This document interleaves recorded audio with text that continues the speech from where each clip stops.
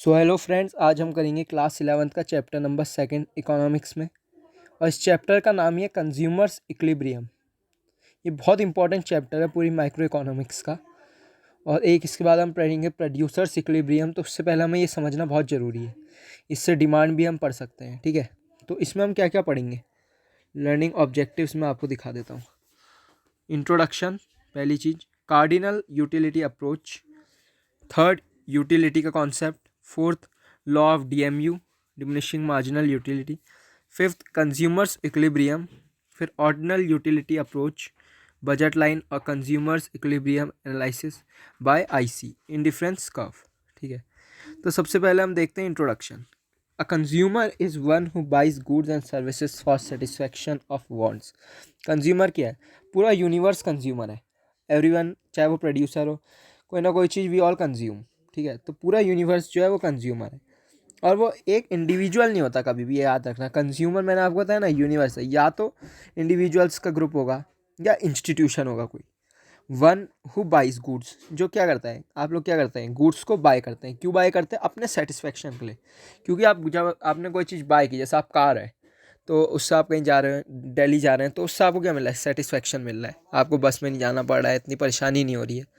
आपने कोई भी चीज़ परचेज़ की, कॉपी पेन परचेज़ करते हैं तो उसमें लिखते हैं तो सेटिस्फेक्शन मिलता है हमें।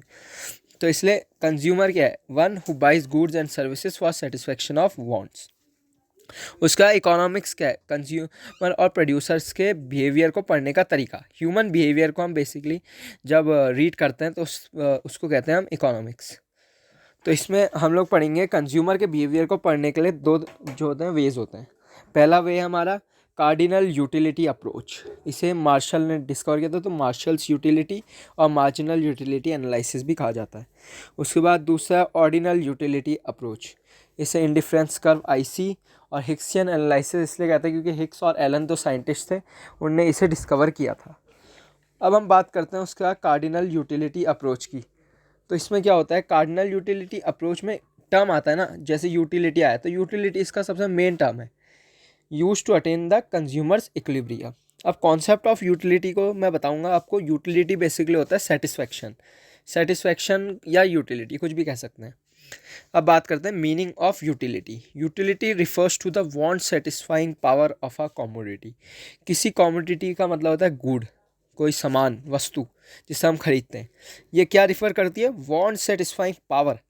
जैसा मैंने बताया था ना, आपने कोई चीज़ परचेज़ की तो आपकी वो वांट, आपको किसी चीज़ की वांट थी तो आपने उससे परचेज़ किया और उसने आपकी जो सेटिस्फाई कर दिया आपकी वांट को, तो उसकी पावर को कहते हैं हम यूटिलिटी।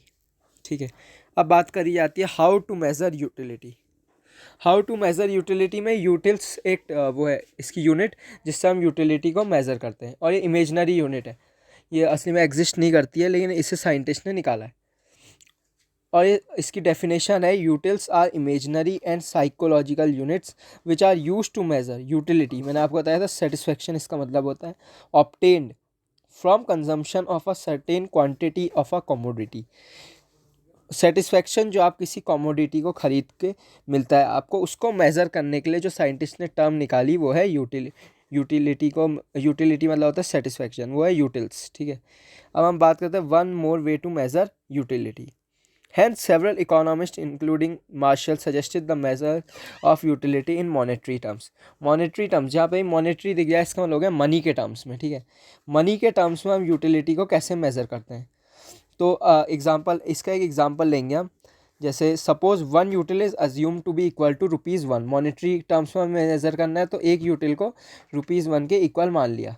अब एक आइसक्रीम है जो जिसकी यूटिलिटी जो है, वो आइसक्रीम की यूटिलिटी है मान लो 20, मतलब वो 20 रुपीज़ की है, तो वो one util is equal to ₹1 है, तो ₹20 इज इक्वल टू 20 यूटिल्स। तो एक आइसक्रीम से हमें 20 यूटिल्स की सेटिस्फेक्शन मिलती है। अब हमने क्या करी, चॉकलेट परचेज़ की कैडबरी की, डेयरी मिल्क, और वह है ₹10 की। तो हमने क्या माना था, one util is equal to ₹1, तो ये हमें 10 यूटिल्स की वो दे रही है सेटिस्फेक्शन। ठीक है, तो अब इसमें से हम कंपेयर कर सकते हैं कि आपको कौन ज़्यादा टेस्टी लगा, किसने आपको ज़्यादा सेटिस्फेक्शन दी। तो चॉकलेट थी 10 यूटिल्स की और जो आइसक्रीम थी वो 20 यूटिल्स की, तो 20 यूटिल्स वाली आइसक्रीम ने आपको ज़्यादा सेटिस्फेक्शन दिया। अब हम बात करते हैं total utility. Total utility refers to the total satisfaction obtain from consumption of all possible units of a commodity. ठीक है, अब इससे पहले मैं आपको एक चीज़ बहुत इंपॉर्टेंट बताना चाहता हूँ, जो लॉ ऑफ डीएमयू में भी हम देखेंगे। आप देखते होगे कि जैसा आपने एक चॉकलेट कंज्यूम करी पहली बार तो वो आपको बहुत टेस्टी लगती है, उसके बाद आप उसको नेक्स्ट डे खाते दूसरे दिन तो आपको वो थोड़ी उससे पहली वाली से कम टेस्टी लगती है, उसका थर्ड डे खाएंगे तो उसकी थोड़ी कम आपको सेटिस्फेक्शन मिलेगा, ऐसे ऐसे उसका टेस्ट आपके लिए गिरता जाता है और एक समय पर आप उसे छोड़ देते हैं। तो ये है हमारी जो लॉ ऑफ डीएमयू भी यही कहता है कि पहली जो प्रोडक्ट कमोडिटी होगी वो आपको मैक्सिमम सेटिस्फैक्शन देगी और उसके बाद उसका सेटिस्फैक्शन रिड्यूस होता रहेगा।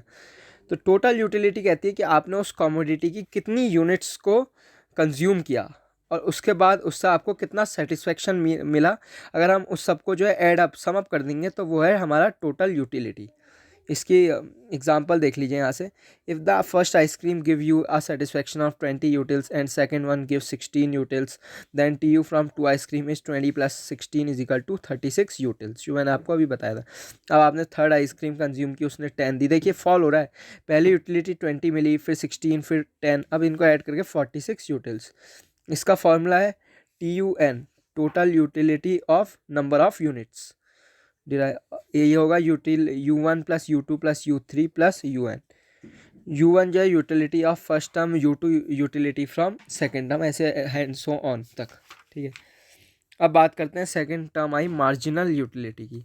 Marginal utility is the additional utility derived from the consumption of 1 more unit of the given commodity. मतलब जैसे आपने फर्स्ट यूनिट कंज्यूम की, उसके बाद सेकंड यूनिट कंज्यूम की, तो ये बताता है कि आपने फर्स्ट यूनिट 1 मोर यूनिट के बाद आपको जितनी सेटिस्फेक्शन मिली वो होती है मार्जिनल यूटिलिटी। और जैसे फिर सेकंड का थर्ड यूनिट कंज्यूम की तो उसमें कितनी यूनिट आपको यूटिलिटी मिली, तो इससे कहते हैं मार्जिनल यूटिलिटी। तो इसको कैसे अचीव किया जाता है, MUN is equal to TUN - TUN-1। TUN का मतलब जो फर्स्ट यूनिट है सेकेंड यूनिट और -TUN-1 उससे एक कम।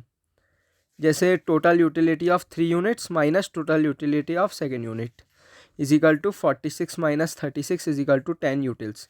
ये आइसक्रीम की यूटिलिटी का केस हो गया। और इसका दूसरा तरीका भी होता है delta TU upon delta Q। क्यों यहाँ पे आया क्वांटिटी के लिए, आपने कितनी क्वांटिटी उसकी कंज्यूम की। मान लो हम यूटिलिटी निकालने हैं 50 यूनिट्स की, पहले हमारे पास है 50 यूनिट्स की टोटल यूटिलिटी दी है हमें 100 और फिर 40 यूनिट्स की हमें दी है 90। तो डेल्टा TU का मतलब उसमें से उसे माइनस करेंगे और डेल्टा क्वांटिटी में से भी 100 में से 90 को माइनस कर देंगे, फिर दोनों को डिवाइड करेंगे तो हमें MU मिल जाएगा। अब मैं इसका आगे आपको इसका शेड्यूल और वो बताता हूँ, इसका कर्व कैसे बनेगा।